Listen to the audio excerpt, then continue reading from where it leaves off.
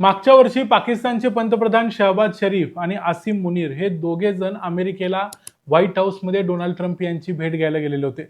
जाताना ते आपल्यासोबत एक सुटकेस घेऊन गेले होते, ज्या सुटकेसमध्ये रेअर अर्थ मिनरल्स ठेवलेले होते. आणि ही सुटकेस त्यांनी उघडून डोनाल्ड ट्रम्प यांना दाखवली. याची भरपूर थट्टा झाली. इव्हन पाकिस्तानमध्ये देखील थट्टा झाली की एका सेल्समॅन प्रमाणे हे दोघं लोक तिथं वागत होते. पण यांचा उद्देश असा होता की काहीतरी करून कुणीतरी पाकिस्तानमध्ये इन्व्हेस्टमेंट करावी. कारण रेअर अर्थ मिनरल्सच्या मुद्द्यावर चायनानं संपूर्ण जगाला वेठीस धरले आणि अमेरिकेला तर विशेषतः जास्तच धरले. यामुळं डोनाल्ड ट्रम्प देखील त्रस्त होते आणि पाकिस्तान त्यांना एक प्रकारचं सांत्वना देण्यासाठी तिथं गेला आणि जाताना तो रेअर अर्थ मिनरल्स घेऊन गेला. त्यामुळे पाकिस्तानला जी डील पाहिजे होती ती त्यांना मिळालेली होती. पण प्रत्यक्षात जे रेअर अर्थ मिनरल्स घेऊन गेलेले होते ते सापडतात बलुचिस्तानमध्ये. आणि बलुचिस्तान जरी पाकिस्तानच्या नकाशामध्ये असला तरी पाकिस्तान ॲक्च्युली बलुचिस्तानमध्ये काही कंट्रोल करत नाही. याचं कारण म्हणजे तिथं होणारी इन्सर्जन्सी किंवा जो काही हल्ले तिथं केले जातात, हे सगळे हल्ले. आता रिसेंटली झालंय असं 2च दिवसापूर्वी सकाळी पाकिस्तानच्या एका रेल्वेवरती हल्ला झाला. या हल्ल्यामध्ये पाकिस्तान आर्मीचे अनेक जवान, त्यांच्या फॅमिलीज आणि अनेक लोक ट्रॅव्हल करत होते. यापैकी जवळजवळ 30 लोकांचा मृत्यू झालाय, 100 पेक्षा जास्त जखमी झालेत. हल्ला इतका तीव्र होता की 3 ते 4 रेल्वेचे डबे उडून पडले. काय प्रकारचा हल्ला होता आणि किती मोठं नुकसान झाले. आणि खरोखर पाकिस्तान भलेही जगाला गाजर दाखवत असला तरी पाकिस्तान खरोखर रेअर अर्थ मिनरल्सचं उत्पादन करू शकतो काय आणि जगाची काही इन्व्हेस्टमेंट आणू शकतो काय? नेमकं काय काय घडलंय आणि पाकिस्तान कसा ऑलरेडी नुकसानीत आहे आणि येत्या काळात अजून जास्त असू शकतो, हे सगळं बघूया आजच्या या व्हिडिओमध्ये. मी आहे रणजित यादव आणि तुम्ही पाहताय द मराठी बाणा. पाकिस्तानमध्ये बलोचिस्तान हा सर्वात मोठा प्रांत आहे. म्हणजे जर क्षेत्रफळाचा विचार केला तर पाकिस्तानच्या जवळजवळ 40 ते 45% एवढा मोठा प्रांत आहे बलुचिस्तान.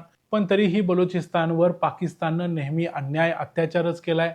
जे पाकिस्तानचे पंजाबी आणि पठाण सैनिक असतात ते बलुचिस्तानमध्ये जातात, तिथल्या लहान मुलांना, तिथल्या अनेक लोकांच्या हत्या करतात, तिथल्या जे ॲक्टिव्हिस्ट असतात त्यांच्या हत्या करतात. या सगळ्या गोष्टींच्यामुळे बलुचिस्तानला स्वातंत्र्य पाहिजे. आणि लेटेस्ट जी घटना घडली आहे ती पाकिस्तानला चांगलाच धक्का देणारी आहे. कारण पाकिस्तानची एक ट्रेन या ठिकाणाहून जात होती बलुचिस्तानच्या क्वेटा शहराजवळ. इथं 24 मेला सकाळी 8:05 एक टू व्हीलर आली आणि टू व्हीलर येऊन या रेल्वेला धडकली. विचार करा, डायरेक्ट रेल्वेला टू व्हीलर धडकली आणि त्यानंतर जो ब्लास्ट झाला, या ब्लास्टमध्ये रेल्वेचं इंजिन कोसळलं बाजूला जाऊन आणि 3 ते 4 डबे उडाले. जवळजवळ 70 किलो एक्सप्लोजिव्स होते. कोणकोणते या विस्फोटकं होती ती माहिती नाहीत, पण अजून यामध्ये 30 लोकांचा मृत्यू झालाय. आणि या 30 लोकांमध्ये सगळ्यात जास्त आकडा आहे तो पाकिस्तानी सैनिकांचा. BLAच्या दृष्टीनं, बलुचिस्तान लिबरेशन आर्मीच्या दृष्टीनं पाकिस्तानचं सैन्य आणि पाकिस्तान हे त्यांचे दुश्मन आहेत आणि त्यांची हत्या करणं हे त्यांच्या दृष्टीनं अत्यंत पाक म्हणजे चांगलं पवित्र कार्य आहे असं ते समजतात. बलुचिस्तान लिबरेशन आर्मीची एक मजीद विंग आहे, म्हणजे ती सुसाईड अटॅक करते. या मजीद विंगनं ही गोष्ट घडवून आणलेली आहे आणि त्यांनी याची जबाबदारी देखील घेतलेली आहे. म्हणजे पाकिस्तानची एक ट्रेन आता सुरक्षित नाही. एक ट्रेन काय, या अगोदरच्या ट्रेन तरी कुठं सुरक्षित होत्या? कारण आपल्याला आठवत असेल की मागच्या वर्षी 11-12 मार्चला पाकिस्तानमध्ये जाफर एक्सप्रेस नावाची एक ट्रेन होती. ही ट्रेन येत होती क्वेटाकडं आणि या ट्रेनवरती एक अटॅक केला BLAनं आणि संपूर्ण ट्रेनच हायजॅक केली. आपण याच्या अगोदर वेगवेगळ्या हायजॅकच्या गोष्टी ऐकल्या, पण ट्रेन हायजॅक होण्याची गोष्ट पहिल्यांदाच ऐकली. संपूर्ण ते ट्रेन 3 ते 4 दिवस हायजॅक होती. या ट्रेनला सोडवायला सुद्धा पाकिस्तानचे जवळजवळ 18 सैनिक मृत्युमुखी पडले होते. या सगळ्या गोष्टींच्या मधून पाकिस्तानला बलुचिस्तान लिबरेशन आर्मीनं एक संदेश दिलाय की तुम्ही बलुचिस्तान सोडून जा. बलुचिस्तान आणि पाकिस्तानचा काहीही संबंध नाही. बलुचिस्तान हा पाकिस्ताननं बळजबरीनं बळकावलेला प्रदेश आहे, ज्यामध्ये सैन्य घुसवून त्यांनी आपल्या ताब्यात ठेवलेला आहे. या सगळ्या गोष्टींच्यामुळं मागच्या काही दिवसांमध्ये जे हल्ले पाकिस्तानवरती होत आहेत बलुचिस्तानमधून ते वाढत चाललेले दिसत आहेत. ॲक्च्युली ही जी शटल ट्रेन होती ती जात होती क्वेटामध्ये जाऊन ती पुन्हा जाफर एक्सप्रेसलाच मिळणार होते आणि हे सगळे सैनिक होते, हे सगळे जाफर एक्सप्रेसमध्ये बसून मग पुढं पेशावरला वगैरे जाणार आणि तिथून पुढं पंजाब वगैरे ज्यांची ज्यांची जिथं घरं असतील तिथं जाणार. अशा पद्धतीचा सीन होता. पण जाफर एक्सप्रेस सुरक्षित नाही आणि कुठलीही शटल ट्रेन सुरक्षित नाही. पाकिस्तानमध्ये काहीही सुरक्षित नाही. आतापर्यंत बलुचिस्तानमध्ये कोणताही हल्ला झाला तर अमेरिकेच्या मीडियाला काहीच फरक पडत नव्हता, कारण अमेरिकेचं इथं काही जात नव्हतं आणि आतापर्यंत त्यांनी या गोष्टीकडे इग्नोरच केलेलं होतं. पण आता पहिल्यांदा या गोष्टीला अमेरिकन मीडिया देखील कव्हर करायला लागलाय. असं करण्याचं एक महत्त्वाचं कारण हे आहे की यावेळेला मात्र अमेरिकेनं इथं इन्व्हेस्ट करायचं ठरवलं आणि ही सगळी इन्व्हेस्टमेंट आता पाकिस्तानमध्ये जे काही नैसर्गिक संपदा आहे ती सगळी नैसर्गिक संपदा या बलुचिस्तानमध्येच आहे. तिथं सोनं सापडतं, तिथं कॉपर सापडतं, तिथं कोल म्हणजे कोळसा सापडतो, या सगळ्या गोष्टी सापडतात. त्याच्याशिवाय तिथं पेट्रोलियमचे काही पदार्थ देखील सापडतात. डोनाल्ड ट्रम्प मोठ्या आविर्भावानं सांगत होते की भारताची डेड इकॉनॉमी आहे, पाकिस्तानमध्ये आम्ही इन्व्हेस्ट करणार. कुठे इन्व्हेस्ट करणार? जिथं एक साधी ट्रेन चालू शकत नाही तिथं काय इन्व्हेस्ट करणार? आणि हीच आता अमेरिकेची सगळ्यात मोठी डोकेदुखी असणार आहे. या BLAच्या अटॅकचा एक डायरेक्ट अर्थ असा आहे की आम्ही पाकिस्तानला शत्रू मानतो. इनडायरेक्ट अर्थ असा आहे की जगातल्या कुठल्याही देशानं इथं पाय घालायला येऊ नये, नाहीतर त्यांचे देखील हेच हाल होतील.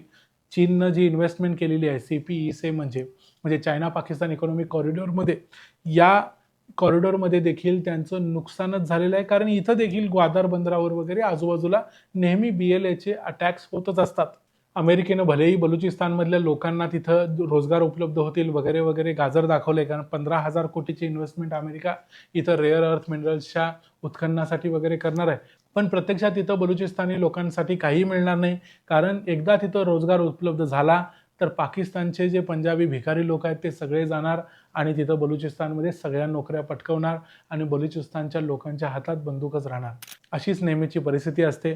यावेळी पाकिस्तानचा बलुचिस्तान पेटलेला आहे, पाकिस्तानचा KPK पेटलेला आहे. त्यामुळे पाकिस्तान जगभर इन्व्हेस्टमेंट मागत फिरत असला तरी प्रत्यक्षात पाकिस्तानमध्ये येऊन कुणीतरी इन्व्हेस्ट करेल अशी परिस्थिती, असं चांगलं वातावरण पाकिस्तानमध्ये नाही. असं नाही की पाकिस्तानच्या एका प्रांतामध्ये प्रॉब्लेम आहे, दुसऱ्यामध्ये चांगला आहे. पाकिस्तानच्या कुठल्याही प्रांतामध्ये प्रॉब्लेम नाही असं नाही, सगळीकडे हीच बोंब आहे. त्यामुळं कुठेही बॉम्ब हल्ले होत नाहीत, काही होत नाही असं कोणालाही सांगता येणार नाही. त्यामुळे जे सूटकेस घेऊन फिरून आसिम मुनीर आणि शहबाज शरीफ यांनी जी इन्व्हेस्टमेंट आणलेली ती सुद्धा आता जाण्याच्याच मार्गावर आहे. कदाचित पुढच्या 20-25 वर्षात कधीच ही इन्व्हेस्टमेंट अमेरिका करणार नाही. अमेरिका फक्त पाकिस्तानला एक गाजर दाखवत राहणार आणि ते गाजर पाकिस्तान सरकार पाकिस्तानच्या लोकांना देत राहणार. अशीच सध्याची परिस्थिती आहे. बलुचिस्तान लिबरेशन आर्मीचा हा लढा, या लढ्याबद्दल तुमचं काय मत आहे ते आम्हाला कमेंट्समध्ये जरूर सांगा.